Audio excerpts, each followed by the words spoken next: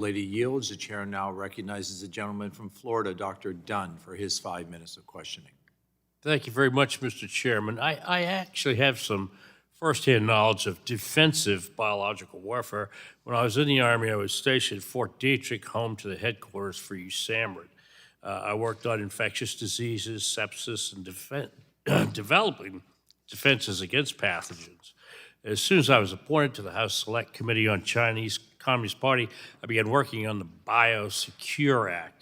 The Biosecure Act aims to restrict U.S. federal agencies from working with biotechnology firms deemed to be a risk to national security, primarily those linked to the Chinese Communist Party, and protecting U.S. from inadvertently crippling our own biotech industry. As you know, the Chinese Communist Party is already advancing biotechnology in ways previously known only in fiction and movies.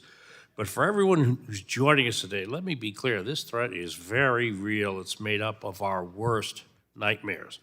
No longer is a genetically modified army or bioweapon capable of targeting specific populations some sort of far-off imaginary threat. It's here today. It's being developed at an alarmingly fast rate by our most advanced adversary.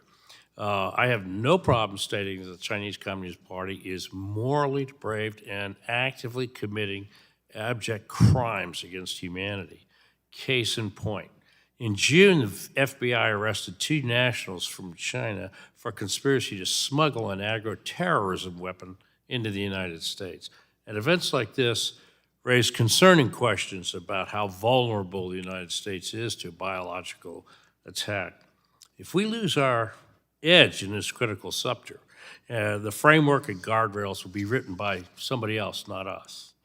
Mr. McKnight, let me start by saying I look forward to working with this group of experts outside this hearing as well as inside this hearing, because we do need to advance not only Biosecure but PAPA. But Mr. McKnight, can you tell us what new capabilities AI will give China in advancing its own biomedical research, and how grim does the world look in the event China beats us in biosecurity and AI sectors? Well, thank you for your question, and I look forward to working with you outside of this hearing as well. I share the significant concerns that you raise over adversary nations, in particular the Chinese Communist Party.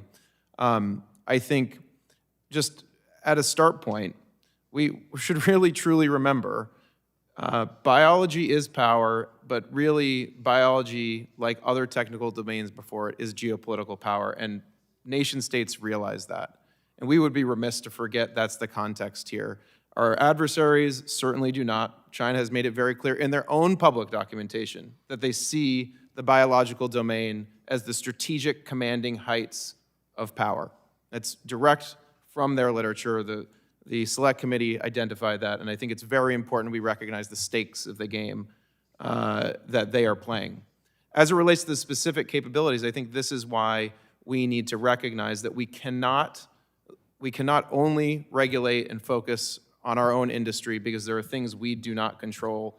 And the bigger picture is how do we build a holistic defense strategy and a biosecurity strategy on a global scale for what we can predict will come in the next 1, 5, 10, and 50 years over the course of this biological engineering revolution.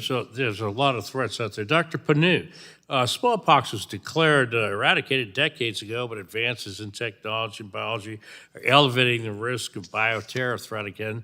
Tools that accelerate gene design modeling and synthesis are widely available, and national security experts have warned us that they may recreate these bioweapons from yesteryear.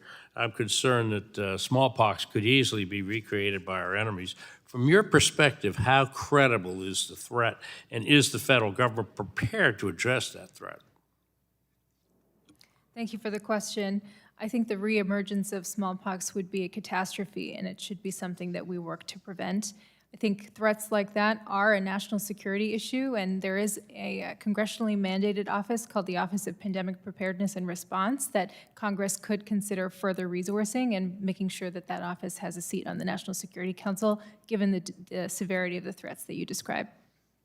Thanks so very much. You know, my time's about expired, but I want to say I can use your help with the Biosecure Act and with the PAPA, Pandemic and All Hazards Preparedness.